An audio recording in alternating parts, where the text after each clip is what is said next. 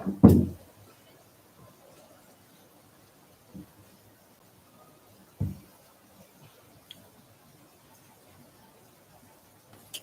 right, this is Sports for Real coming at you live today, which just happens to be the start of the NFL season. We've seen all the high schools kick off a couple of weeks now. We've seen the colleges play for a couple of weeks now. Now it's time for the real football players to take the field. And you're going to have a rematch tonight between the Baltimore Ravens, who are still salty about losing to the Chiefs. And this time they're going to take them on to open the season in Kansas City. It's been going on for about 10, 12 years now. The NFL takes the Super Bowl champion, let them open up at home to showcase them, and they take on a seemingly tough opponent. The pro teams or the championship teams normally win these games, but it's still somewhere around 50-50. There's no guarantee. But we'll talk about that in a minute. I want to start out talking about a little college football, especially something that is relevant to this particular area. So I want to talk about the Florida State Seminoles. The last time we saw the Seminoles before this year was when they took on the Georgia Bulldogs, and I believe that was the Peach Bowl, and they got absolutely slaughtered by the Dogs, 63-3. But to understand why that was the case, you have to go back a little bit.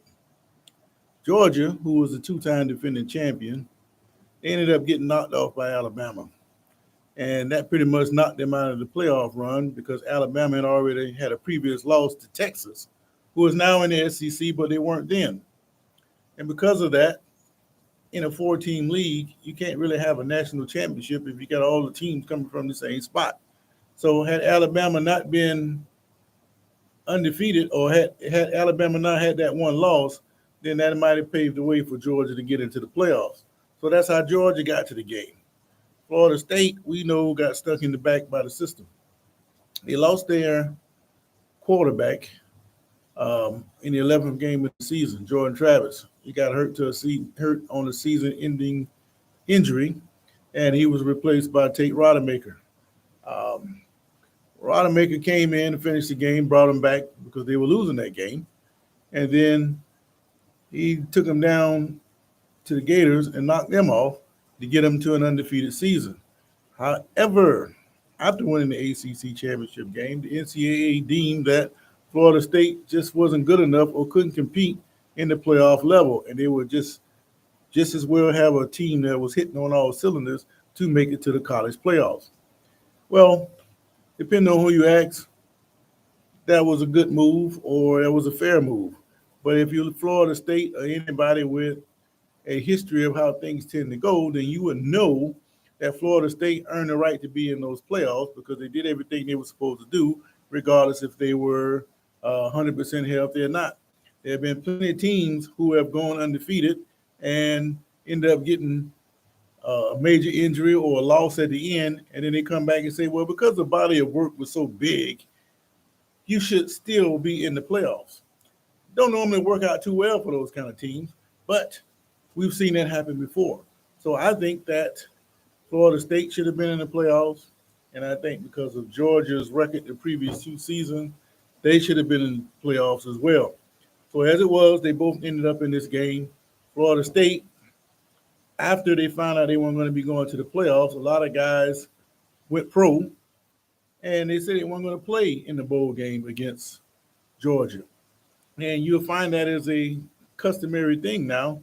A lot of guys who think they have a chance at the pros, they opt out of the bowl game of their last year, whether it's a junior year or senior year, and they don't want to play.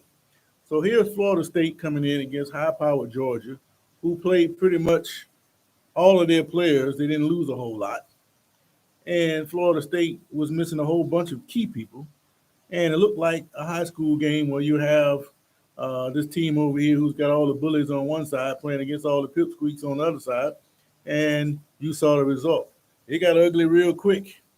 And I don't think that was the way the thing should have turned out. But that's just a series of things that went down against Florida State.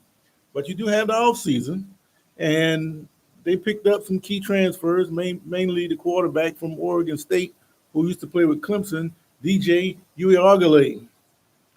He's supposed to come in and make a big difference. So what happened?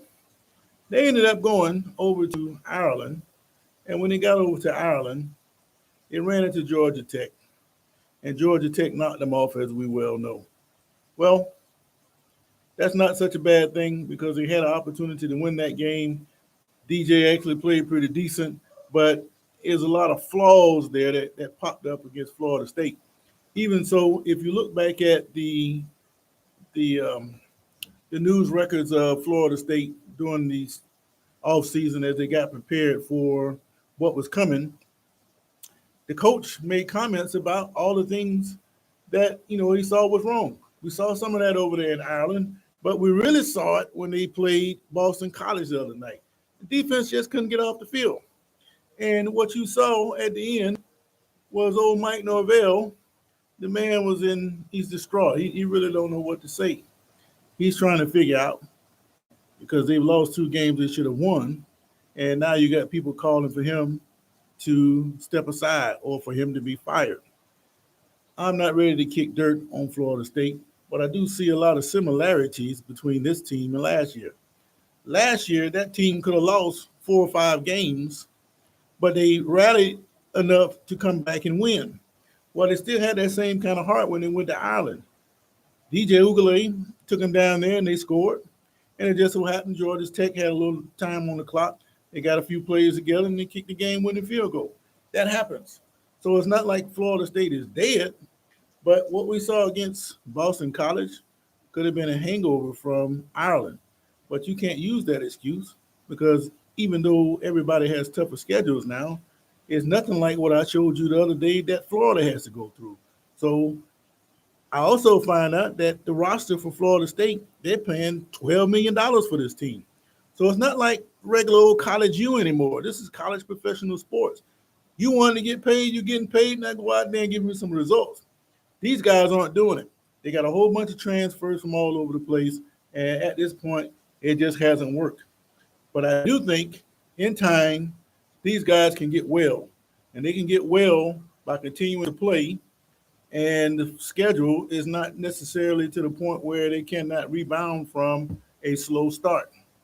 So let's take a look at the FSU schedule. They lost in Ireland to Georgia Tech, the Boston College debacle. Now you don't have a game this week, but you got Memphis, Norvell's old team. That's a game you should win. Then you got California, SMU, and then you got a game against Clemson. Now, for what I see, I've seen Clemson, haven't seen SMU, Cal, and Memphis yet, but I do know those are teams that Florida State can win against. So the key is getting a victory to get things jump-started. And I think that is going to come when they play against Memphis. Now, like I say, Cal and SMU, those are 2 new teams to the conference, and that's another story for another day. And then you have Clemson, who just got their arm broke by the Bulldogs the other day, and they are reeling. So we're going to find out in the next couple of days what Clemson is going to look like. But I think if Florida State can somehow get by Memphis, Cal, and SMU, they're going to get well because I still think that they can beat Clemson. That game is a home game, and looks like to me that DJ should be motivated to play against his old team if, in fact, he's still the starting quarterback. But the way things have gone for Florida State, things can turn around. Duke got a new coach. Miami is a threat as always. North Carolina is a threat. Notre Dame is definitely a threat. So as you look at this schedule, if Florida State don't get those 3 straight victories before they reach Clemson, then you might be looking at a Florida State team that goes with a losing record. And if that's the case, I think what you're going to see is the swan song for Mike Norvell. He's going to be gone. He might be out there with Billy Napier with an application in his hand trying to get a new job. Probably wind up as an assistant somewhere. But that's the way it goes.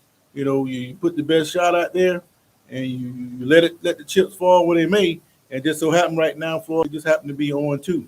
But I think in the end, though, Florida State, they're going to turn it around, and they should end up with a pretty decent record. But the playoffs, I don't see the playoffs in their future this year, and they're going to have to run the table win the conference to get there, and I just don't see that happening. And I think the NCAA thinks the same way because they have dropped from 10th in the poll all the way down to out of the poll. So Norvell's got some work to do. All right. Also this weekend, you had for years, these two neighboring states used to be in the same conference. They were in the Big Eight. They stayed in the Big Eight together where Nebraska and Oklahoma pretty much dominated things for years. It went down to the Big 12, and Colorado saw some success there. And they weren't quite as dominant as, well, Nebraska wasn't quite as dominant as they had been. So when they got down to the point where they had to come to the Big Ten, Nebraska just hadn't been the same team they were in those last years of Tom Osborne. So last year, they opened up the season with two new coaches. You got Deion Sanders, prime time, Coach Prime. He is the coach of Colorado, and Matt Rule, after being fired from the Panthers, took the Nebraska job. Both guys came in their first year. These guys are having rebuilding projects, but they're doing it in different ways. You know, Deion is splashy and all over the place, and he's not making any secrets about how he plans to bring in his top-notch guys and the things that they're going to do, as opposed to Matt Rule, who is the quiet, man-building kind of coach, and he's going to try to do things the old-fashioned way with a twist of the modern era. Well, they faced off last year in Boulder, and it was a pretty tight game for the most part, but then Nebraska went to making a whole bunch of mistakes, and next thing you know, it inflated, and they ended up losing that game 36-14. They didn't take too kindly to the loss, especially after some of the comments that, Colorado has made about, winning that game. And I think Nebraska is using that for bulletin board material. Because just to give you an idea, if you look at the three games Colorado jumped out the season with, they started out, 3-0? They were talking major trash. They got receipts. They're going to do this, and we already here and all that kind of stuff. And then the wheels fell off. You hear all that kind of talk anymore. But the teams you did beat, they heard everything you said. So I think personally that Nebraska's been waiting on Colorado. I think their whole season has been dedicated to getting the Buffaloes in the rematch in Lincoln and see what time it is. What we're going to find out is how the direction of both these programs are headed. In the long run, like I said before, I don't see primetime Stan in CU past his sons and Travis Hunter finishing their eligibility. Rule, on the other hand, is probably going to be in Nebraska for a while, mainly because he's had a taste of the pros, and there's no reason to run back to the pros unless you want to just try to prove something. But in reality, it's like what you're saying with a Kirby Smart. Once you build up a team, what's the point of running to the NFL when you already got it set up where you are? Don't make a whole lot of sense, right? But if you just want to prove something, then you can go on back to the pros. But technically, I don't think that Rule is going to do that. But speaking of Colorado, I was a little bit disappointed by what I saw last week. We know that North Dakota State is a tough outfit, but at the same time, Colorado is a bigger school. They're on a different level, and they should be at least 2 touchdowns better than the highly touted North Dakota State. But I thought North Dakota State outplayed Colorado, and if it wasn't for some key mistakes that they made, I think they would have knocked Colorado off. Now, Colorado, they fought through the adversity and won the game, so you have to give them that credit. But at the same time, some of the same stuff you saw last year is still evident now. They couldn't run the football. They only had like 50 yards on 20-something carries. Prime had said just a week or so before that game that it's going to be hard to move the ball in the secondary against his defense. I didn't see that.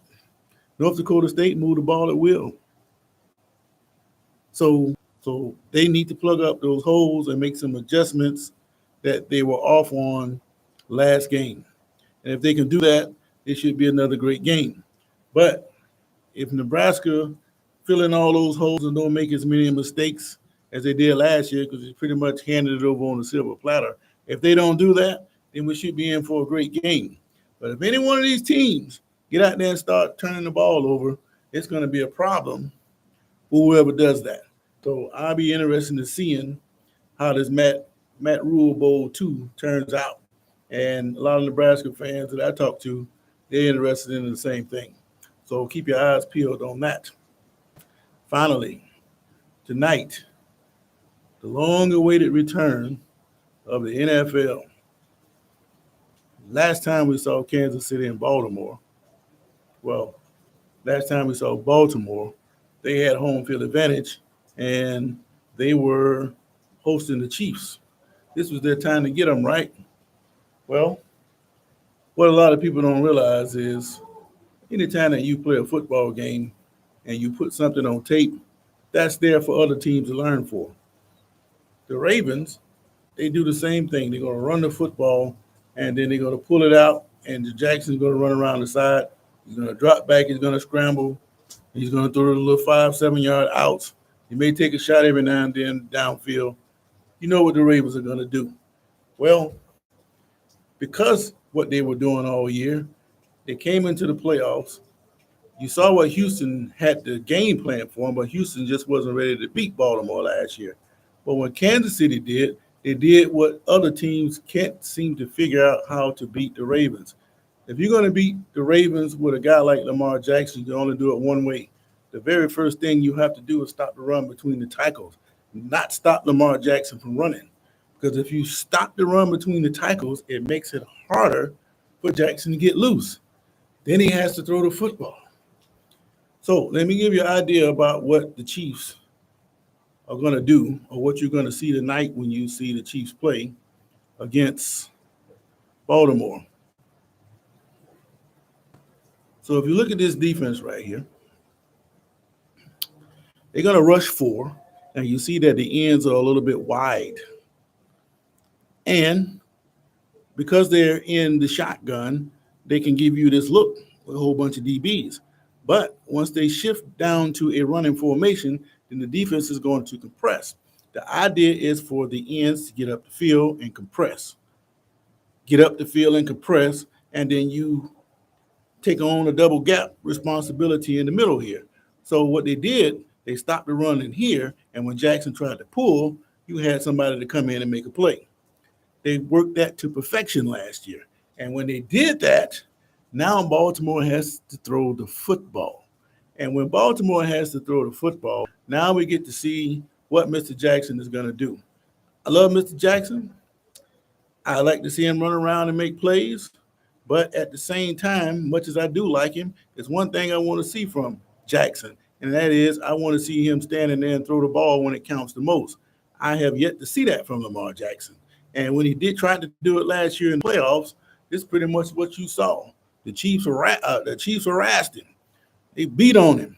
They got him to the point where he started thinking too much, even to the point where late in the game when it was 3rd and 1, he managed to get outside, but he's still looking downfield because he's thinking too much. He's not playing. You get a different Lamar Jackson when you stop the Ravens running game. If you cannot stop the inside running play, then he's going to run all over you. But having said that, the Ravens went out and they got not Lamar Jackson, but Derrick Henry. He's supposed to be the guy to fix all their holes and get them over the top. But the only problem with Derrick Henry, I got 2 problems with Derrick Henry. Number one, this man has got 1 million carries on his back. He ran him to death in high school. Then when he get to college, they ran him half to death in Alabama. And since he's been in the NFL, they ran him some more. So if that's the case, how long is it going to be before that engine dies? Remember Sean Alexander? The man was running that thing. All of a sudden he woke up, he couldn't do it no more. I don't wish that on Henry, but I know Henry, I've followed his career. I've seen that nightmare close up in a high school game, and I know what this guy represents. You have to hit that building before it gets started. And the problem that the Ravens have is still only one football. If you're giving it to Henry all the time, that takes it away from Lamar Jackson. He had a running game before with Gus Edwards, so it doesn't really matter who's running the football between the tackles. It's just that with Henry, you got to hit him before he gets started because now you got a problem. He can turn any run into a house call. So that's something else for other teams to worry about. But that takes me to my final point about Baltimore in this new running game. Him is going to be devastating during the regular season. They're going to look real good as they go through, and they might end up with the number one seed again. But like I told you when I first started telling you about this, the problem with the Ravens is what you're doing in the regular season is the same thing you're going to do in the playoffs. So once you put that on tape, I'm a defensive coordinator. I know I just may be playing the Ravens in the playoffs. So what am I going to do? So I started mixing and matching, and I started putting things together, and I see what works with other teams. And if I play them in the regular season, I'm going to see what works with me. And next thing you know, I'm going to piece together this game plan. That's what Spagnola did last year. So again, if you want to beat the Ravens, you got to keep them inside the tackle. Then you got to slow that running in. You got to stick your head in there and make a tackle, man. And when Jackson tried to pull it out, you still got outside leverage to keep it from getting out. Then you force him to throw. Now you got a different ball game because now all the pressure is on him, and he hasn't shown me that he can handle the pressure when it's time to throw the football. It's a different Lamar Jackson when he has to beat you. I just want to see the guy throw the football. Once he starts throwing the football where it counts the most, then you ain't gonna be able to beat the guy. And if you don't understand what I mean, I'm not talking about the little 5 yard outs that you throw to Mickey Andrews all the time. But I'm talking about like when the game was on the line, Kansas City had to get a first down to seal a game in Baltimore. Mahomes hit the pass. I hadn't seen Jackson do that. That's the last thing I need to see from him. If you can do that and you can get Derrick Henry on track, then you're going to have a major problem with the Ravens. But I just don't think that's going to happen. So, like everybody else, I'll be looking to see what take place when the Ravens play this game against the Chiefs. But let me put a little asterisk on that.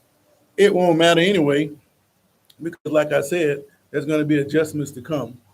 And what you see tonight, if these two teams were to play again in the playoffs, it'd be a completely different ball game. So expect the Ravens again to have a great regular season. So I'm tabbing them officially as the regular season Ravens. Until they show me something in the playoffs, get to the Super Bowl and win it, that's what they're going to be, a regular season football team. All right. So just to get a recap as to what I was talking about, I started out talking about Florida State. You know that Florida State started out 0-2, highly ranked.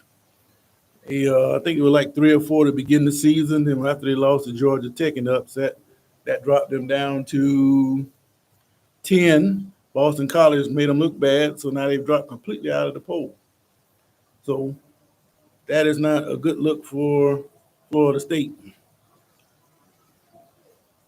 Also, you're going to have Colorado getting on with Nebraska, where you have what I call the Matt Rule Bowl, and that'll be an interesting game to watch because these two guys are longtime rivals, and Colorado in the last 30 years, maybe 25 years or so, they've been able to compete somewhat with Nebraska, but historically they can't never play with Nebraska, and Nebraska seems to be building up behind this guy Matt Rule, so it'll be interesting to see what kind of changes they made since last year. And I think that they've had this game circled ever since they lost to Colorado and they started talking about their receipts and they've arrived and all of that. Um, this should be a different game.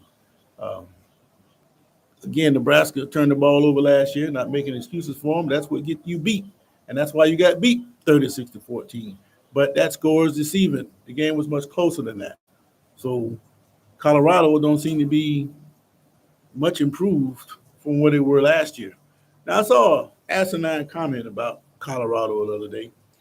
The guy said that he thinks that Dion purposely has the line scrambling and not being that great so his son can show off his arm and throw the ball downfield. Well, that doesn't make sense.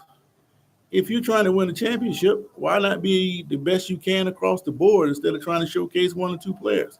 Because you know that they don't do so well when you put just the right amount of pressure on them. We saw North Dakota State doing it. They had success, but better teams are coming down the line. If they can't pick up that pass rush, and if they can't run the football, then I don't know if Shador is going to make it through the season. Yes, they seem to be improved, but they looked good coming out of the gate last year. So Everybody wants to see how much these Buffaloes have improved. Now, unlike others, I am not calling for this guy to fall on his face. Frankly, he don't want to go out like that, but at the same time, I think this is his last year anyway, so he's not really concerned about it. But it's still stupid to make a statement that you're going to purposely put your players in peril when everybody's trying to win. That just does not make a whole lot of sense. So I still think that Matt Rule is going to put a lot of pressure on the quarterback, and Colorado is going to have to prove that they can get rid of the ball and move the football under heavy pressure. We know a lot about Colorado now, and if you're not showing much improvement from before, then it's going to be a long season in Boulder, and that's just the way it is. Nobody's going to give them a break. They're going to have to stand in there and play some football. Otherwise, quarterback's going to get beat up. And finally, we talked about the Ravens having a rematch with the Chiefs. I think that what you're going to see somewhat is what the Chiefs did to the Ravens last year in the championship game. They're going to rush four. They're going to keep outside leverage to keep Jackson from escaping. They're going to mix up their coverages. But I think the twist tonight might be they may tighten up a little bit more inside to take away Henry. Now remember, Henry is a home run hitter.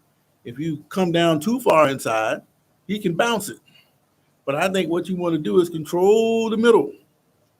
You got to get some pressure and press that pocket. When Henry comes through there, you got to slow him down before he gets started. And when he tries to bounce, the end have to be ready to get him. Can't let him bounce. You got to keep him inside, and you have to be strong in the middle.